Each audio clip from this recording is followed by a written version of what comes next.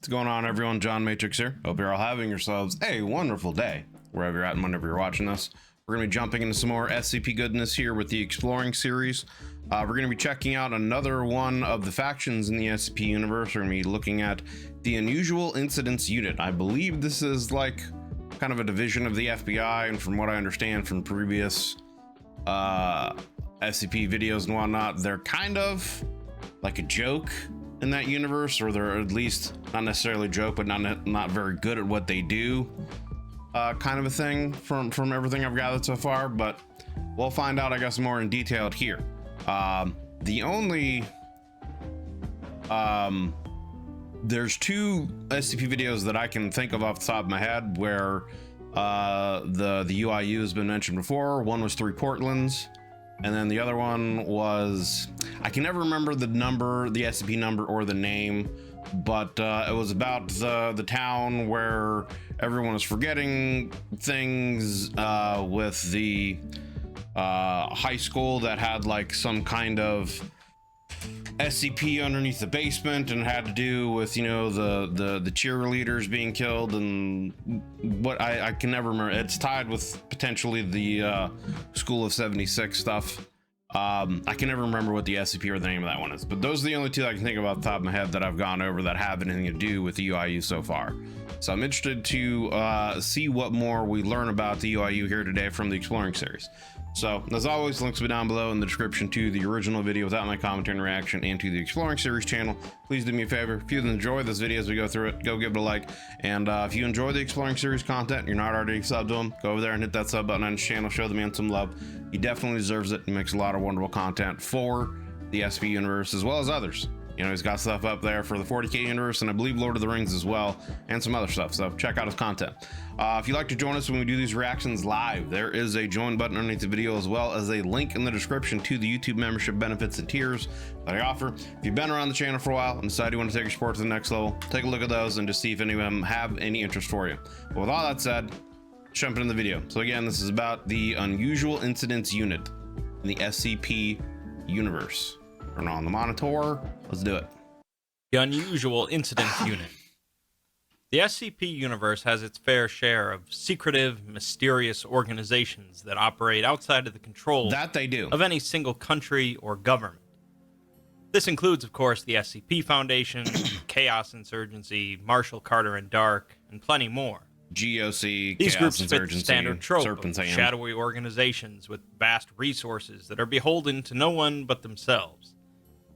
Many countries' officials are aware of the anomalous world in some aspect, however, and some have found it prudent to form their own branches that deal with the paranatural.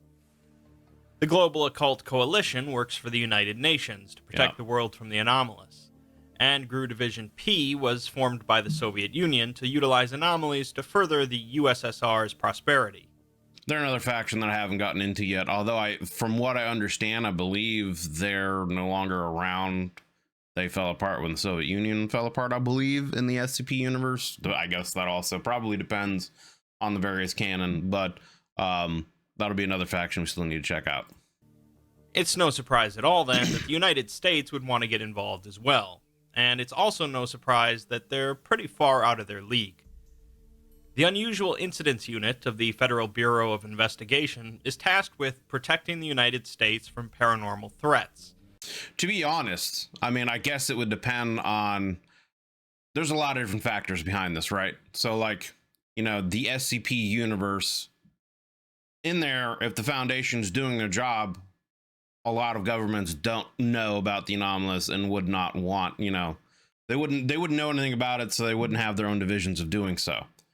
Although the fact that, you know, the GOC is part of the UN, the United States is part of the UN, you would think they would have some kind of knowledge, but they could just be a branch of the UN that operates in sovereignty, you know, and again, countries don't know about it. That being said, though, if the United States government or parts of the United States government, FBI, whatever factions, you know, in the United States government, if they know about it, you would think they would want to have a much greater say and influence over what happens, due just to the sheer potential of technologies and things that can be made, utilized, learned from anomalous things, creating super soldiers, I'm sure the United States government wouldn't be above, having anomalies on board to use against other countries to protect, themselves, or to go to war with if need be. So, a rather lofty goal in the SCP universe. So, of course, they are underfunded, undertrained, and typically the laughingstock of the anomalous world. yeah, that's what I understand. We'll be taking a brief look at some of the UIU's operations and some of their interactions with the SCP Foundation. The Unusual Incidents Unit was formed sometime during the Cold War under the purview of the then FBI Director J. Edgar Hoover as a direct response to the Soviets' GRU Division P. Makes sense.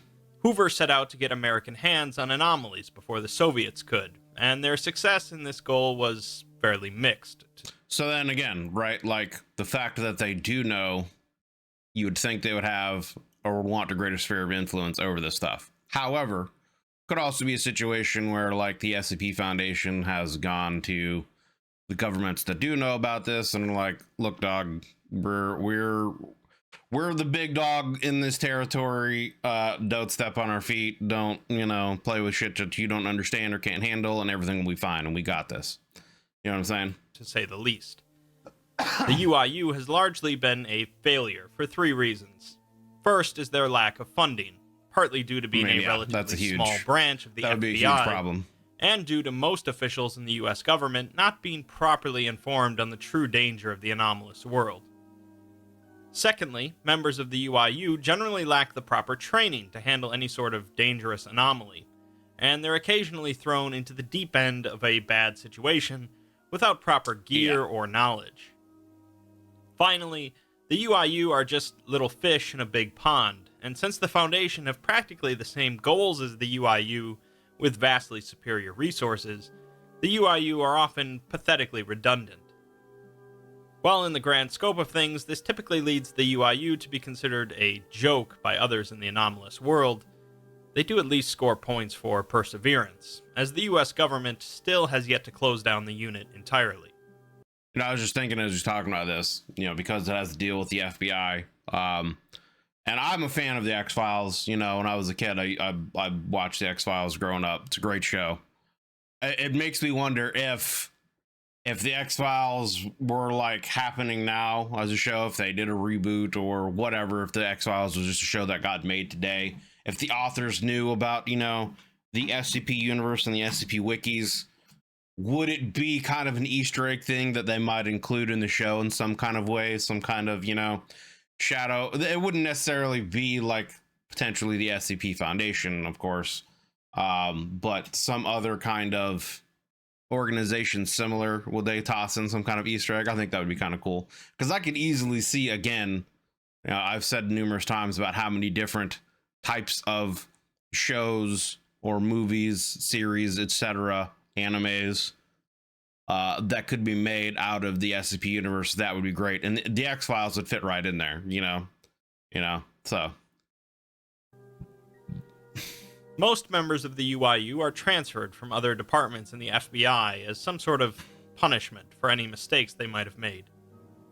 The UIU is considered a joke position even within the FBI, filled with conspiracy theories and other ridiculous notions. Comparisons with the X-Files abound, of course. Right. During a UIU orientation for new transfers, they're shown an anomalous object, a magazine for a Desert Eagle handgun that contains 1,296 rounds. What? While this does effectively show that anomalous objects do exist, it's a far cry from the true depth of the paranatural world. Must be a gun from a Hollywood movie set so that they don't have to sit there and reload, you know what I'm saying? Other aspects of this world are explained to the transfers, showcasing some of the UIU's unique terminology. Any confirmed artifact, something that doesn't belong within the world, is referred to as a cart, whereas confirmed anomalies, anomalous events, or areas are called cans. A can man is a paranormal person, and they're told that others will likely be looking for these individuals as well. The hell of some artwork. The Chaos Insurgency is referred to as the Fireworks, highly trained militia groups, sometimes armed with anomalies, that swoop in and take or destroy whatever they're after. They sometimes fight each other as there's multiple groups, and UIU members are told not to interfere without backup, as they're better equipped and ruthless. The cart shoppers are Marshall, Carter, and Dark, with the Makes official sense. I policy can see being to that. raid any known dealers of anomalous artifacts, but to be wary around MC and D. The Serpent's Hand are referred to as the Can Collection. Speaking of, I really do wonder how much I would like to learn more about Marshall, Carter, and Dark. The only video I think I've done on them specifically was the one that the Exploring series did. But I often do wonder, like, how much power do they really have and how much influence do they really have? Like, if the SCP Foundation or if the GOC really, or the Chaos Insurgency, like, it seems like the SCP Foundation, the Chaos Insurgency, and the GOC are kind of like, I guess, militarily speaking, the three main factions. Those are the ones that if some kind of actual combat situation were to happen, they would be the ones that would have the most presence, I guess you could say, influence. Although, from what I understand of the Serpent's Hand, they aren't militarily quite as powerful, but they have a lot of people that are in magical and thaumaturgic circles, so their power might be, scaled differently because they have a lot of people with magic and occult stuff.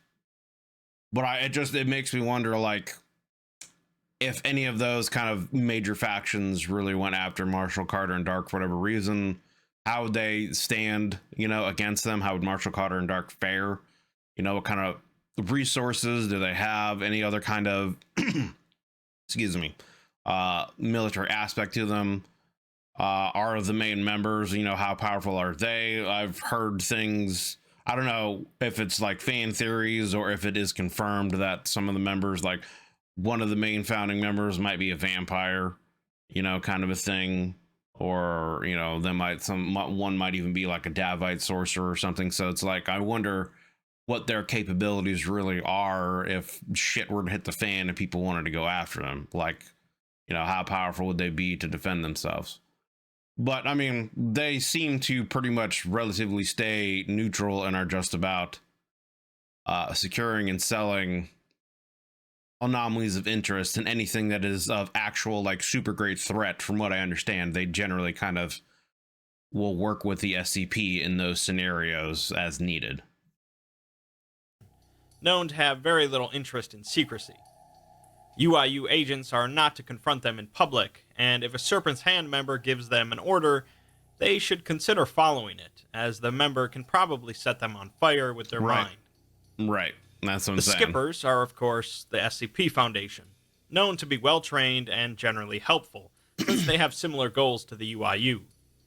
If the Foundation is on the scene, the problem is likely out of the UIU's league. Yep, I'm taken care of. Sometimes the Foundation will contact the UIU to deal with something they can't be bothered with, usually a minor artifact, which helps keep the UIU funded. Finally, there are the suits, individuals appearing like stereotypical men in black. It's not clear who exactly these are meant to be, possibly the GOC, or perhaps even higher-ranking members of the U.S. government. UIU... That would be kind of interesting if there's actually, like, a super secret division of the U.S. government that actually does work with anomalies that no one just knows about, right? And they just kind of are there in the background, like, watching all this stuff happen and monitoring things. That'd be kind of interesting. Members are told that if one of the suits gives them an order, they should follow it, but otherwise they're untrustworthy. Let's look at some specific anomalies that the It really does kind of seem like the UIU, like, doesn't really have a place. It's basically like, go there, look at this, if there's other people there and they give you an order, just do what they tell you to do, fill out your paperwork, whatever. UIU have interacted with. The UIU themselves don't really contain many notable anomalies, so these of course will all be SCP files. Additionally, I'll note that the UIU are not really that popular of a group of interest at this point, so their involvements are often pretty minor. It would be interesting if someone were to create a universe where the UIU actually has greater influence, they are greater power, and what that would look like. Again, you know, X-Files kind of scenario where they kind of run things. I'd just be kind of interesting to see where that would go. SCP-1514 is a nuclear deterrent system developed by a private corporation alongside the U.S. government in 1983, publicly announced as the Strategic Defense Initiative, and disparagingly known as Star Wars. Yep. The system was functional and active for a handful of years throughout the 1980s before its malfunctions and an investigation by the UIU brought it to the Foundation's attention. Which that was a real idea. They wanted to have satellite-based like missile systems, but I don't think it ever got off the ground. I don't think they ever got really funding for it, or if they started to, it didn't really go to completion from what I understand. I think it was just from what I know, the Star Wars project was just a concept that never went anywhere, because I think at the time it was too expensive. The first component is a steel device powered by an unknown internal source, with an array of monitoring instruments designed to monitor the state of an entity residing inside of the device. The second set of components are a number of satellites currently in orbit around Earth. Based on the UIU investigation, the satellites contain a red fluid similar to blood, a lot of wiring, and an interior temperature of 98 degrees Fahrenheit. The wiring seems to congregate on a small, irregularly shaped container, and overall, the satellite appears to be a living organism of some type. Is there like some kind of brain in there? The satellites are in orbit around Earth, powered by an unknown, anomalous source, and although they contain weapon systems designed for disabling intercontinental ballistic missiles, targeting algorithms do exist for ground-based targets. Once every hour, the device containing an entity generates a radio transmission and broadcasts it to the nearest satellite. This transmission cannot be deterred or disrupted in any known way, and documentation suggests that if a satellite fails to receive the transmission within 36 hours, all satellites will immediately fire upon their preset land-based targets. Interesting. The Foundation believes that this would likely be an end-of-the-world scenario. Right, yeah. Several components of SCP-1514 were developed through the CIA's Project Montauk during the 1960s, although it's unclear what their original purpose was. A journal of a doctor who worked on Project Montauk gives us a bit of insight on 1514. The work seems to deal with the power of human emotion, and they had been testing a serum on a number of test subjects, all who died. It's the doctor's consensus that the adult human nervous system is too resistant to change, so they're looking to experiment on fetuses instead. Yikes. The first batch of those tests didn't go well either, with the first two miscarrying, so they reduced the dosage. A C-section on the fourth subject was performed successfully, although she regained consciousness afterwards, with some messy, expunged results. It seems the carrier was affected by the serum, but not the fetus, so the carrier was placed in a coma. Later, another doctor broke into the baby's room, claiming that he wanted what was his. What the? He had been monitoring the fourth subject over the last 2 days, and it seems there had been some sort of telepathic event based on the fourth subject's emotions. Aside from that, the project continues to spiral downwards into failure. Sounds like some SCP version of some MK Ultra shit right there, man. And it seems as if it's going to be shut down. Things change when the baby begins to emit a form of radiation consistent with telepathic properties. The doctor plans on performing a biopsy on its neural tissue, leading the next journal entry to be completely expunged. Whatever happened led the project moving to a different lab, and the remains of the fourth subject being locked in some sort of casket. The doctor suspects that since the fourth subject could still detect what was happening to its baby when it was locked in its room, he doubts the casket will do much good. The baby is still stable, but no more biopsy attempts are planned after they lost half of their staff. The final entry details that the entire project had been a ploy by the Russians so that the US would experiment with something too dangerous. Interesting. The bomb. That's a hell of a way to try to disrupt a government. It's like, hey man, we've got this cool idea for you to work on, man. You know, it'll make these crazy super weapon results, man, you know, and then they get them to experiment it to try to destroy themselves. Like, that's quite a gamble, right? Because it's like, what if they succeed and they make something, a super soldier or a super weapon of some sort that is under their control? Like, that seems like a bad idea. Bond between a mother and child is too strong, and a telepathic mother will dangerously lash out if something tries to hurt her child. Yeah. The company that had been helping supply the project ended up taking the baby and a sample from the dead mother, as they plan on continuing some of the work. Of course. The doctor decides not to tell them that even though the baby's growth is stopped, it will eventually decide to do things on its own. The company, of course, went on to create SCP-1514 and replicated the cells of the mother, placing them inside of each of the satellites. Yikes. The baby is inside of the device and telepathically communicates with its mother.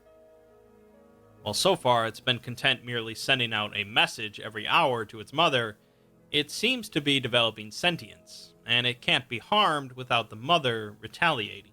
Right, and nuking the Sometimes entire world. the SCP universe is really weird. Yeah. Okay. SCP-2972 is a parking lot that used to be attached to a Dollar General store in Sebastopol, Mississippi. At some point every 2 to Isn't that the name of the station in Alien Isolation? Sebastopol Station? 21 days, an unoccupied motor vehicle parked in the lot will disappear instantaneously. The chosen vehicle is picked seemingly at random and can include cars, motorcycles, motor scooters, golf carts, semi-trucks, construction equipment, and in one instance, an airboat. At the same moment the vehicle disappears, it, or an identical copy of it, appears in a warehouse in Sebastopol, Crimea. 2972 was first discovered when 4 consecutive car thefts occurred in the parking lot. Some kind of like weird quantum entanglement thing going on? And after the third, a security camera was installed in the lot by store managers. Surveillance footage showed the 4th vehicle disappearing between video frames, leading a UIU agent embedded in the Mississippi Highway Patrol to investigate. The agent, Titus Solowski, decided to run a sting operation by emptying the lot and parking only a high-value vehicle embedded with a GPS tracker. 5 days and 7 hours later, the vehicle disappeared, the GPS now tracing it to Crimea. At this point, the UIU brought it to the attention of Interpol and the SCP Foundation, and Solowski assisted in the investigation in Crimea. The warehouse was being run by 2 men who were filing off the VINs on the vehicles and selling them on the black market, As they occasionally do. getting cash or other valuables from inside. The men claimed that they didn't create the anomaly, but had someone by the name of Penrose set it up for them. Huh. Penrose is a mysterious individual involved with some other SCPs, and apparently I was gonna say, I thought that sounded familiar, but I can't think of it. But yeah, I don't know. I swear I've heard that before, though. the identical mysterious individual involved with some other SCPs, and apparently the identical names of the 2 cities connected them with a linguistic ley line, making moving things between the 2 trivial. Solowski scoffs that these 2 guys discovered that there is effectively magic out there, and their first thought was to use it to steal cars. Right? The parking lot was then purchased by a Foundation shell company, with 40% of the funding provided by the UIU in exchange for the Foundation handling containment. The initial containment procedures involved keeping the parking lot empty, but eventually a car disappeared from a nearby service station. Now, a single car is parked in the lot every 21 days, and a separate team in Crimea retrieves the vehicle. Interesting. Next, let's look at an SCP that was practically entirely handled by the UIU. Okay. SCP-2610. 2610 consists of a family of anomalous humans, collectively known as the Colony. The Colony. I mean, from the artwork here, I'm getting that it has something to do with sarcasm and Yaldabaoth, potentially, which I'm all about. I'm down for that. But the colony, that sounds interesting and very ominous so far. The primary 4 members are all siblings: Simeon, Armand, Yvette, and Jorge, born in the first half of the 20th century. Simeon was a medical doctor and self-proclaimed telepath. Armand was a deckhand, and Yvette and Jorge were unemployed. Simeon developed a method of altering the genetic makeup of the group's inbred children so that they would have a significantly shorter gestation period. What? We're getting into inbreeding and them altering genetics so that they can have more babies quicker? Oh, this is already taking some curves, but okay. Inbred children so that they would have a significantly shorter gestation period and a rapid rate of growth. As a result, the children carried a high number of physical malformations and abnormalities, You think? along with sharply stunted mental faculties. The colony is believed to have been wiped out entirely by U.S. Navy fighters on the order of the UIU in 1971. Is this part of the A Ritual Gone Wrong story? I forget again. It's the numbers. Like, I can remember the story and what happens in the story, but there's only like a handful of SCPs that I remember the numbers to them.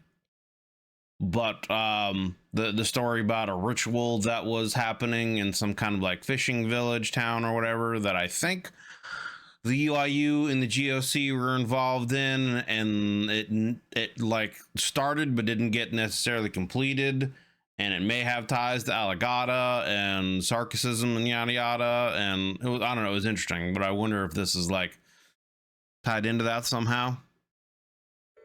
Simeon was born in 1922 at the West Boston Military Medical Center, and from a young age he expressed a variety of anomalous traits, specifically a self-described telepathy. He describes this ability in a journal entry as being able to see the images and hear the impulses of every person who he reaches out to with his mind. Interesting. As a child, this was apparently a cacophony, but as he grew older, it became a useful tool.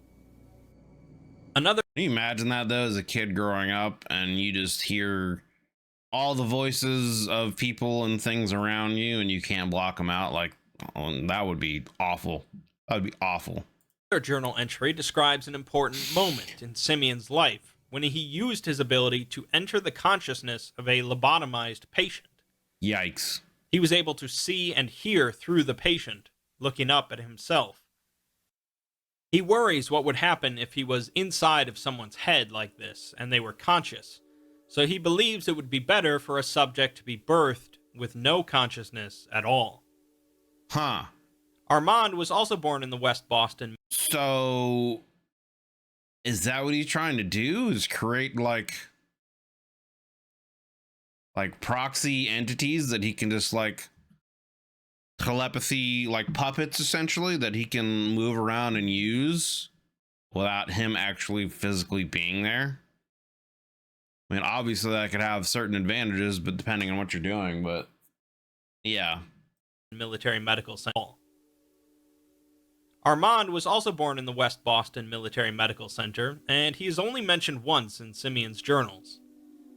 Armand had assaulted an unnamed immigrant woman near the shipyards where he worked, so Simeon had performed a lobotomy on her to cover it up. Yikes. As for Yvette and Jorge, fraternal twins, there is no evidence of their existence whatsoever aside from references in Simeon's journals and a handful of photographs.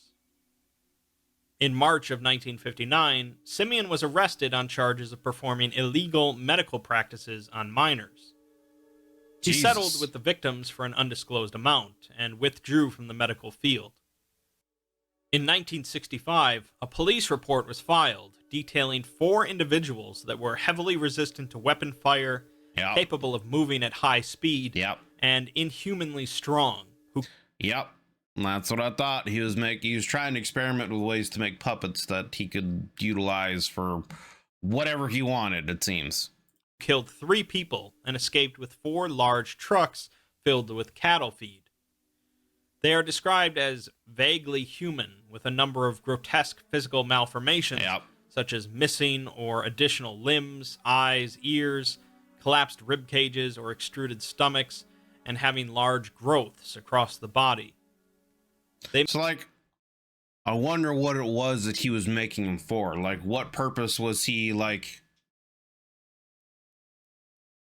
what did he want to utilize them for, right? Like, what was his goal? Like, obviously his goal was to make them so that he could puppet them for something, but like, what did he want to get from them? I get, like, is he just gonna go after and try to rob a bank?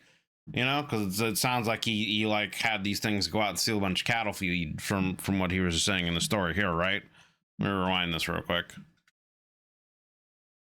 Or additional limbs of cattle feed. Killed 3 people and escaped with 4 large trucks filled with cattle feed. Yeah, so he stole a bunch of trucks with cattle feed. Okay, so is that just what he was doing? Is he just like utilizing the steal stuff so he doesn't have to pay for certain things so that he can make their life easier for him and his family? I mean, you know, I guess that could be like a reasonable thing from his perspective as something to do, but it seems like a lot to go through to create these experiments just to go like steal some cattle feed. You know what I'm saying? They are described as vaguely human, with a number of grotesque physical malformations, such as missing or additional limbs, eyes, ears, collapsed rib cages or extruded stomachs, and having large growths across the body. They made no attempts to communicate and brutally murdered the 3 people before escaping. This brought the attention of the UIU, who began an investigation. Another journal entry from Simeon details an encounter he had with an angel who slipped into his room and entered his body. What? So now he's got someone that's like controlling him? An angel came in and slipped into his body? What? An angel who slipped into his room and entered his body. The angel spoke to him, referring to him as a child of God, and telling him that he has been chosen to lead God's people and create a new Eden. God has provided for him the whore of his deliverance, born of Simeon's blood. What? And from her womb the earth will be made anew in his image. The whore of his deliverance? That just sounds all kinds of fucked up. Like, what? The angel then gave Simeon a vial of liquid, which presumably allowed him to alter the genetics of his family's offspring. The UIU continue their investigation, detailing another theft of a large amount of livestock feed, with 5 dead in the process. So I wonder who that angel could have been or what it could have come from. It sounds like it could have been something Sarkic, but it also potentially sounds like it could have been something from like Aligata or something like that. But I mean, so far, this story doesn't sound like it has ties to either. So like, who was this angel? It seems like this angel was real because it gave him information and like something physical that actually helps him alter to the genetics of his family. Huh. Responding officers on the scene managed to recover one of the perpetrator's vehicles, recorded as belonging to Armand.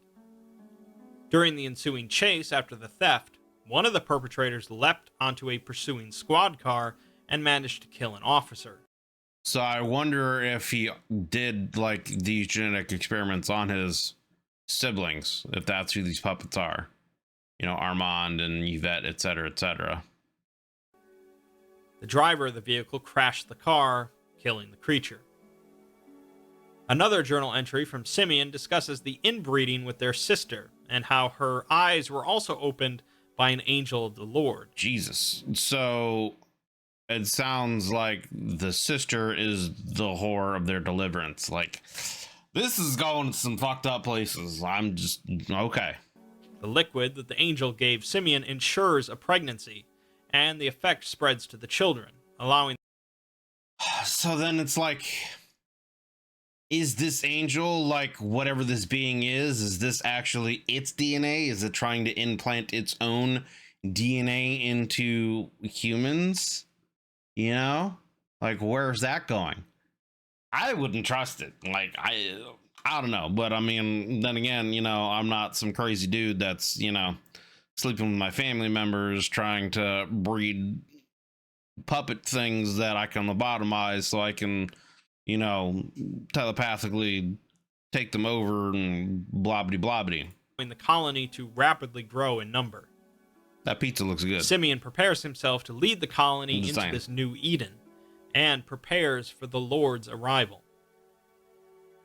In 1970, the UIU received a tip from some local agents embedded in utility companies that a warehouse was drawing power from nearby lines, despite being abandoned for more than 30 years.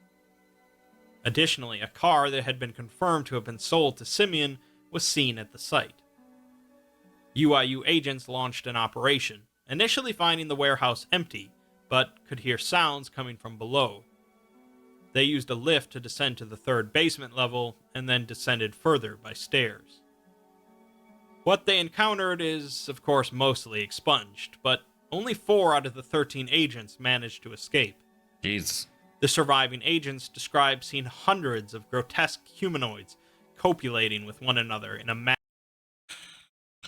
They made a breeding factory, dude. What the fuck? Holy. Could you imagine going in there and seeing what that looks like and the sounds and the smell of that place? Like, bleh, bleh. Nah, man, I'm good. mass of flesh. The murdered UIU agents were pulled in and ripped apart in the frenzy. Only one normal human was spotted, identified as Armand. The FBI authorized an attack on the warehouse, demolishing the entire structure. Yeah, nuke that shit and from no orbit, remains brother. were recovered. Another journal entry, Simeon describes the continual expansion of the colony, but mentions that his youngest brother, Jorge, is not on board with the colony's activities. Yeah. Jorge speaks of morality and sin, but the angel came and spoke to Simeon once again, telling them that the Lord desires the sacrifice of one of the 4 siblings. Of course. Of course it does. They want to get rid of the one sane one that's like, I don't want any part of this. I still, it's still the question of who's this angel and where are they from? And what does the angel want out of this? You know what I mean? It does it. I don't know. It's starting to feel kind of more like Aligata-ish in some kind of ways. I don't think it has any ties to it, but I'm just trying to. I don't know what other SCP it would be connected to, if anything. That's where I'm trying to go with this. Is there any other kind of connection or reference to this? You know what I'm saying? I don't know of any kind of, you know, Sarkic entities that this angel could be. And again, the only things I can think of off the mind would be, you know, one of the lords or an ambassador of Aligata giving them this to do this for whatever reason, but it doesn't really seem kind of like their MO, right? Like most of the time they try to drive people insane and get them to like create some kind of obscure artwork or something like that that would allow them to enter this world, although, you know, potentially like maybe this maybe the liquid that guarantees, you know, a pregnancy, maybe that has one of the Aligata lords or ambassadors like DNA in that as part of that, and so maybe that's what it's somehow like doing. I don't know. But I'm just trying to wonder if there is some kind of other SCP connection, like what it is. But I can't think of anything else off the top of my head. This, of course, would be Jorge, who will be fed to the colony. Of course. In 1971, the UIU were informed that a train carrying animal feed had been attacked and overwhelmed. So that's why they want the animal feed. They want the animal feed to feed all of the offspring. And the train was now en route to the west coast. It seems that the colony's needs had grown beyond trucks full of food, so the UIU launched an operation to intercept the stolen train. That makes more sense why they stole This the animal feed proved to to begin be with. pretty difficult, as any attempt by agents to approach the train was repelled by hordes of members of the colony. Jesus. Using explosives to stop the train was also useless, as colony members would throw themselves onto the bombs. While they were working to stop the train, reports of 2 more stolen trains were confirmed. While one of them stopped for fuel, over 1,000 colony members swarmed a local high school football game, causing hundreds of casualties. At this point, the UIU realized this was out of their league and contacted the Foundation. Foundation personnel utilized some anomalous. You would, honestly, I mean, I would think it would be weird that the Foundation wouldn't have already, like, heard about this and stepped in to do something, right? Because this sounds like it's starting to grow in size and exposure. Capabilities to disable the colony's ability to communicate with Simeon, resulting in a panic. This panic led to the derailing of one of the stolen trains, and the colony members there were terminated with incendiary teams.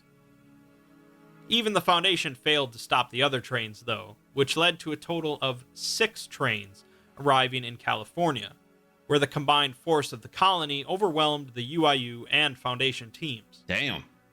An estimated 12,000 humanoids boarded 3 waiting oil tankers and left into an oncoming storm. The U.S. Coast Guard pursued the ships until the storm proved to be too dangerous. Like going off to some kind of weird island somewhere, you know, and they're gonna start their own like little New World Order there or some shit. Leading the UIU to request Navy jets to bomb the ships. Hits on all 3 vessels were confirmed. 1,200 entities were pulled from the sea and incinerated, the rest presumed neutralized. I wouldn't presume Simeon, anything. Armand, and Yvette were never located amongst the wreckage. The case remains open in the UIU.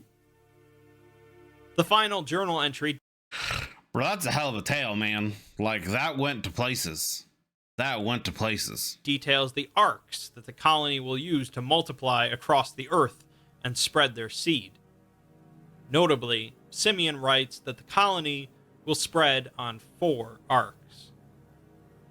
So they only got 3. Very strong Sarkic tones with that one, although it is. Yeah, I was gonna say. I mean, that's very Sarkic, but I'd like. I'm wondering what the angel. I mean, it could just be an entity of you know, Yaldabaoth, one of the deities that spawn off from Yaldabaoth, whatever. I can't think of his name off the top of my head. There's a couple of them, I think, but the one I'm specifically thinking of that's kind of like become more of their, like the neo-Sarkic deity or whatever. I can't think of his name off the top of my head. I wonder if that has to do with it. It isn't explicitly linked to Sarkicism. Right. Let's look at one last SCP file, where the UIU stumble upon something much bigger than themselves. Again? This is actually an SCP-001 proposal, titled The Foundation, and is written as a UIU case file, numbered as Confirmed Anomaly 3. The UIU discovered CA3 in 1954, when students attending a high school reported that the interior of the building was vastly different than it had been in the past. Yep. Upon investigation, the UIU noted a number of unusual, if not paranormal, traits. All of the walls in the school had been replaced with steel-reinforced concrete, although several rooms were constructed with completely different materials. Okay, I thought this was going into the initial story that I was talking about at the beginning with the town that everyone forgot stuff, but it might not be. This might be going someplace else. All exterior windows had been covered from the inside. All student desks and other educational material was absent, and lockers had been modified to be significantly smaller and constructed of stainless steel. The layout of the building was also quite different, and some rooms would exhibit seemingly random modifications. No fewer than 17 computers were found, each utilizing state-of-the-art RAM. All files on the computers are inaccessible, and the computers themselves are bolted down. The auditorium is inaccessible due to a large steel wall blocking the doorways, which has proven to be impervious. 2 teams sent in to do a complete survey of the building went missing. 23 days after initial recovery, UIU guards reported hearing a white noise coming from inside the building, seemingly coming from the auditorium. 5 hours later, the white noise stopped, but voices could be heard. It was found that CA3 now contained a large number of people, all wandering aimlessly through the facility. Each individual was physically identical to members of one of the UIU's teams that went missing, despite there being far too many people. Interesting. No attempts to interview or detain these people were successful. Also, the interior layout had changed significantly again. 3 months later, the white noise was heard again, so an investigation was launched immediately. Most of the people inside of the facility had gathered near the doors to the auditorium, and a 6-foot circular hole was found in the steel barrier. Shortly after, an object emerged from the hole and was carried off by one of the people to a classroom. This process repeated every 3 minutes for the next 8 hours, with most objects being placed in rooms or lockers. What is happening? Further investigation revealed that most, if not all of these objects exhibited anomalous properties, and many of the people were either guarding the objects or performing tests on them. Is this supposed to be like an origin story for the Foundation from the UIU's perspective? It's noted that the people were following standard UIU protocol for handling anomalous items. 2 days later, identical armed guards appeared near the entrances to CA3, preventing any UIU agent from entering. While the UIU was tracking another unrelated anomaly, 2 men identical to a member of one of the missing teams emerged from a car, detained the anomaly, and drove it straight to CA3. In 1965, years later, a message was sent from CA3 on standard UIU communication frequencies. The message claims that it comes from the O5 Council, and they say that it would be nice to be friends. With their superior resources, they will handle containment, and they will be expanding from the original building. Okay. So this is an origin story for the SCP Foundation where they just seems to have sprung into existence somehow out of nowhere in a UIU office. Interesting. Like, I wonder, is this some kind of like,